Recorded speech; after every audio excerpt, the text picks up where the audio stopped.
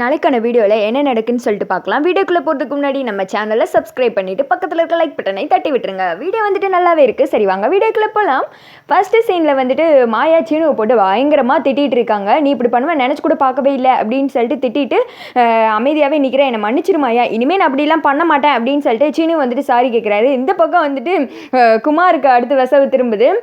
நீங்கள் எங்களுக்கு பண்ணது பெரிய உதவி, அதுக்காண்டி தான் பதிலுக்கு இவ்வளோ தூரம் நான் இங்கே இறங்கி வந்திருக்கேன். ஆனால் எனக்கு நீங்கள் இப்படி நம்பிக்கை துரோகம் பண்ண எப்படின்னா மனசு வந்துச்சு அப்படின்னு சொல்ல என்னை மன்னிச்சிருமாயா, நான் வந்துட்டு இப்படி பண்ணியிருக்க கூடாது தான், எல்லாமே உங்களோட லைஃப்காண்டி தான் அப்படின்னு சொல்ல இதுதான் நீங்கள் எங்களுக்கு பண்ணுற உதவியா அப்படின்னு சொல்லிட்டு இந்த பக்கம் ரிஜிஸ்டர் ஆஃபீஸரை கேட்குறாங்க.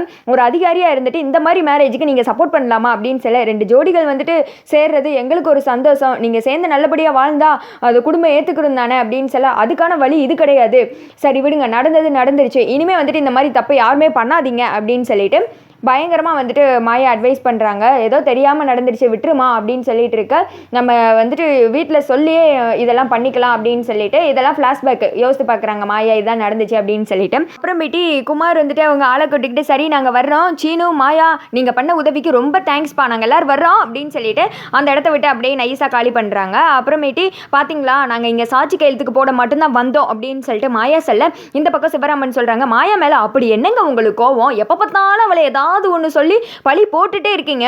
இப்போ மாயா குடும்ப மனத்தை வாங்கல, நீங்கள் தான் வாங்கிட்டீங்க, ஒட்டுமொத்த ஆஃபீஸுக்கு முன்னாடி குடும்ப மனத்தை வாங்கிட்டீங்க அப்படின்னு சொல்ல, நான் ஏதோ இந்த குடும்பம் நல்லா இருக்கணுன்றதுக்காண்டி தான் பண்ணேன், இது இப்படி எனக்கே பேக் ஃபயர் ஆகும் நான் நினச்சி பார்க்கல அப்படின்னு சொல்லிட்டு அவர் சொல்லிட்டு இருக்கேன். சும்மா நிறுத்துங்க, எதனாலும் பண்ணிட்டு இப்படி தான் கடைசியில் மன்னிப்பு கேட்டு நின்றுட்டு இருக்கிறது அப்படின்னு சொல்ல மாயா சொல்கிறாங்க, கவர்மெண்ட் ஆஃபீஸ் முன்னாடி உங்கள் அடியாட்களை வச்சு இப்படிலாம் பண்ணுறதுக்கு யார் உங்களுக்கு அதிகாரம் கொடுத்தா, இதே இது எங்கள் நாட்டில் இதெல்லாம் பண்ணியிருந்தாங்கன்னா இந்நேரம் ஜெயிலில் இருந்திருப்பாங்க, நீங்கள் என்ன சவுடால என்னமோ உங்கள் வீடு மாதிரி வந்து அதிகாரம் பண்ணிட்டு இருக்கீங்க, இப்படிலாம் ஃபர்ஸ்ட் பண்ணலாமா அப்படி இப்படின்னு சொல்லிட்டு மாயாவை திட்ட ஆரம்பிக்கிறாங்க. இந்த மாதிரி பட்டுச்சால நகையெல்லாம் போட்டு வந்ததுன்னா எனக்கு என்ன தோணும், கல்யாணம் மாதிரி தானே தோணும், அது கூட ஒரு பையன் வேற நின்று பேசிட்டு இருந்தான், அதனால தான் இவங்களுக்கு தான் கல்யாணம் சொல்லிட்டு நினைச்சிட்டேன் அப்படின்றாங்க.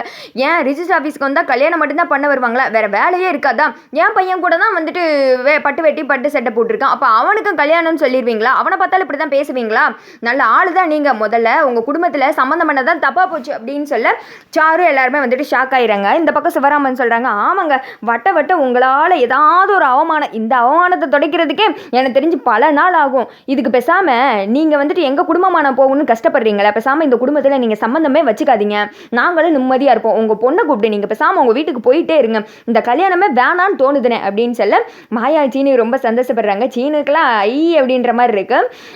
சாருவோட அப்பா என்ன சம்மந்தி இப்படிலாம் பேசுகிறீங்க அப்படின்னு சொல்ல ரகுராம பார்த்து சிவராமன் அவங்க சொல்கிறாங்க, ஆமாண்ணே எனக்கு இதுக்கு மேலே தாங்கவே முடியல, எப்போ பார்த்தாலும் ஏதாவது ஒரு ஏழரை இழுத்து விட்டுக்கிட்டே இருக்காரு இவர் பாட்டுக்கு அப்படின்னு சொல்ல, ஏன்பா இப்படி பண்ணுறீங்க அப்படின்னு சொல்லிட்டு சாரு வர திட்ட ஆரம்பிக்கிறாங்க. இந்த திக்க வந்துட்டு சீனுவோட அப்பா சொல்கிறாங்க, இப்போ கூட நான் மாயாவை என் பையனை கட்டிக்கிறியான்னு கேட்டால் சரின்னு சொல்லிடுவா, என் வார்த்தைக்கு அப்படி மரியாதை கொடுப்பா, நான் இப்போ நீங்கள் இவங்களை படுத்தின அசிங்கத்துக்கு இவங்க ரெண்டு பேத்துக்கு கல்யாணம் முடிச்சு இங்கேருந்து ஜோடியாக வீட்டுக்கு கூட்டு போகணும், அதுதான் இவங்களுக்கு பண்ணுற பரிகாரம் அப்படின்னு சொல்ல ஜானகி வந்து ஐயா அதுக்கு தானடா அவங்க காத்துக்கிட்டு இருக்காங்க அப்படின்ற மாதிரி ஒரு மாதிரி தகச்சு போய் நின்று பார்த்துட்டு இருக்கேன், சரி எல்லாரும் அமைதியாயிருங்க அப்படின்னு சொல்லிட்டு ரகுராம் சொல்லிடுறாங்க. அடுத்து வந்துட்டு சாரு அழுகிறத பார்த்துட்டு அழாதமா, ஏன் நீங்கள் இப்படிலாம் பண்ணிட்டு இருக்கீங்க, இதான் உங்களுக்கு லாஸ்ட் அண்ட் ஃபஸ்ட்டு வார்னிங், இனிமேல் இப்படி பண்ணாதீங்க, நீங்கள் இப்போ பண்ணதுக்கு என்ன தண்டனை அப்படின்னு கேட்க, நான் வேணா மன்னிப்பு கேட்டுறேன் உங்கள் ரெண்டு பேர்த்துட்டே அப்படின்றாங்க. இனிமேல் இதை பற்றி பேசுனீங்கன்னா கல்யாணமே நடக்காது அப்படின்ற மாதிரி சொல்லிடுறாங்க. இனிமேல் என் வாழ்நாளில் மாயாவை பற்றி பேசவே மாட்டேன், மாயா சீனு மாப்பிள்ள என்னை மன்னிச்சிருங்க, உங்கள் பற்றி நான் இப்படி தப்பாக சொல்லியிருக்கக்கூடாது அப்படின்னு சொல்ல, இருக்கட்டும் மாமா அப்படின்ற மாதிரி சீனு சொல்லிடுறாரு. அப்புறம் சீனோட அம்மா சொல்கிறாங்க, இந்த வீட்டில் என்ன நடக்குன்னே தெரில, இப்படி வந்துட்டு இழுத்து விடுவீங்களா, ஏன் சம்மந்தி இப்படி பண்ணுறீங்க, நீங்கள் பண்ணதுனால பாருங்கள் வீட்டில் இவ்வளோ நாள் மூட்டை பூச்சியாக இருந்தவங்களாம் பேச ஆரம்பிச்சிட்டாங்க அப்படின்னு சொல்லிட்டு சீனோட அப்பாவை பார்த்து முறைக்க சீனு அப்பா வேறு அமைதியாக இருந்துக்கிறாரு. அடுத்து வந்துட்டு சரி வாங்க எல்லாம் கிளம்பலாம் அப்படின்னு சொல்லிட்டு வரிசையாக வந்துட்டு கிளம்பிடுறாங்க. எங்களுக்கு ஃபார்மாலிட்டிஸ் இருக்குது அதை முடிச்சுட்டு வரோம் அப்படின்னு சொல்லிட்டு மாயா சீனு மட்டும் தனியாக போகிறாங்க. பார்த்தா அந்த பக்கம் குமரேசன் அழுதுட்டு இருக்காரு, போச்சு எனக்கு இவ கூட தான் கல்யாணம் ஆயிடுச்சுன்னு எல்லாம் முன்னாடி சொல்லிட்டேன், இனிமேல் என்னை யார் கட்டிப்பான்னு சொல்லி அழுதுட்டு இருக்கேன், அழாதீங்க எல்லாமே அந்த கடவுள் பார்த்து பாரு அப்படி இப்படின்னு அந்த செட் பண்ணியிருப்பாங்களே, அந்த பொண்ணு சொல்ல பாத்தியா பொண்டாட்டி மாதிரி இப்பயே பேச ஆரம்பிச்சிட்டா அப்படின்னு சொல்ல, அவங்க சும்மா ஒரு ஃபண்ணுக்கு தானே சொல்கிறாங்க, ஆனால் நீங்கள் எங்களுக்கு பண்ணது பெரிய உதவி தான், நாங்கள் அதை வந்துட்டு என்றைக்குமே மறக்க மாட்டோனே அப்படின்னு சொல்ல, அதெல்லாம் பரவாயில்லம்மா, எல்லாம் நான் செஞ்ச தப்புக்கு வேணாம், உங்களுக்கு கல்யாணம் முடிக்கணும்னு வந்தால் இப்போ எனக்கு கல்யாணம் ஆயிடுச்சு, சரி விடுங்க இங்கே இருக்கிறவங்க தானே அதெல்லாம் கொஞ்சம் நாளில் மறந்துடுவாங்க அப்படின்னு சொல்ல, எப்படி மறப்பாங்க, ஊரே என்னை பார்த்துச்சே எனக்கு கல்யாணம் ஆயிடுச்சுன்னு தெரிஞ்சிருக்குமே அப்படின்னு சொல்ல, அதெல்லாம் ஒன்றும் இல்லைனே அப்படின்னு சொல்ல, சரி வாங்க போகலாம் அப்படின்னு சொல்லிட்டு அவங்க எல்லாருமே கிளம்பிடுறாங்க. அப்புறமேட்டு சீனு மாயா மட்டும் மாமாட்ட நின்று பேசுகிறாங்க. என்னை மன்னிச்சிரு, நான் இப்படிலாம் பண்ணியிருக்கக்கூடாது அப்படின்னு சொல்ல, பரவாயில்ல விடு, வீட்டில் வந்துட்டு நம்ம ஜஸ்ட் மிஸ்ஸில் தப்பிச்சோம், சாருவோட அப்பா எப்படி வாங்கி கட்டிக்கிட்டாரு அப்படின்னு சொல்ல, இந்த இருக்கு தாலி, இதை மட்டும் உன் கழுத்தில் கட்டியிருந்தா இதை விட பெரிய பிரச்சனை வந்திருக்கும், நம்ம வீட்டில் சொல்லியே சம்மதிக்க வைப்போம் அப்படின்னு சொல்ல, மாயாவும் இருக்கட்டும் பரவாயில்ல, இவ்வளோ அசிங்கத்தையும் நான் வந்துட்டு உனக்காண்டி தான் தாங்கிக்கிட்டேன், ஏன்னா நான் உன்னை லவ் பண்ணுறேன் அப்படின்னு சொல்லிட்டு கட்டி பிடிச்சிடறாங்க. இதை வந்துட்டு ஜானி பார்க்குறாங்க.